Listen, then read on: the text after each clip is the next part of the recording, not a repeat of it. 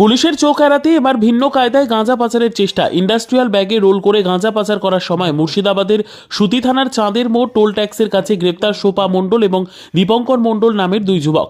ধৃতদের কাছ থেকে 33 কেজি গাঁজা বাজেয়াপ্ত করেছে জঙ্গিপুর পুলিশ জেলার অন্তর্গত সুতি থানার পুলিশ। পুলিশ সূত্রে জানা গিয়েছে, ধৃত শোপা মণ্ডলের বাড়ি মুর্শিদাবাদের জিয়াগঞ্জ এবং দীপঙ্কর মণ্ডলের বাড়ি মুর্শিদাবাদের রানীতলায়। কোথাল থেকে গাঁজাগুলি নিয়ে এসে কাকে সাপ্লাই দেওয়ার উদ্দেশ্যে চাঁদের মোড়ে দাঁড়িয়েছিল ধৃতরা তা তদন্ত করে দেখছে সুতি থানার পুলিশ। এদিকে ব্যাগে করে ভিন্ন কায়দায় গাঁজা পাচারের চেষ্টা করেও সুতি থানার পুলিশের কাছে ব্যর্থ হলো পাচারকারীরা। সূত্রের খবর, বারংবার পুলিশের কাছে ধরা পড়ে যাওয়ায় এবার ভিন্ন কায়দায় গাঁজা পাচারের চেষ্টা করছিল ধৃতরা। যদিও ইন্ডাস্ট্রিয়াল ব্যাগে রোল করে গাঁজা পাচার করতে গিয়েও পুলিশের কাছে ধরা পড়ল শোপা মণ্ডল এবং দীপঙ্কর মণ্ডল।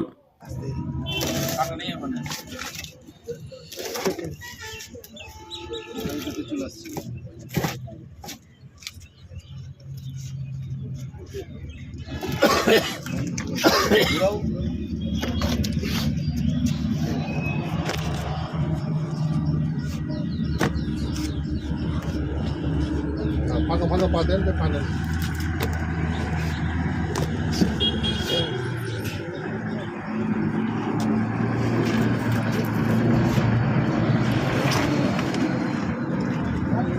Tanto de salar.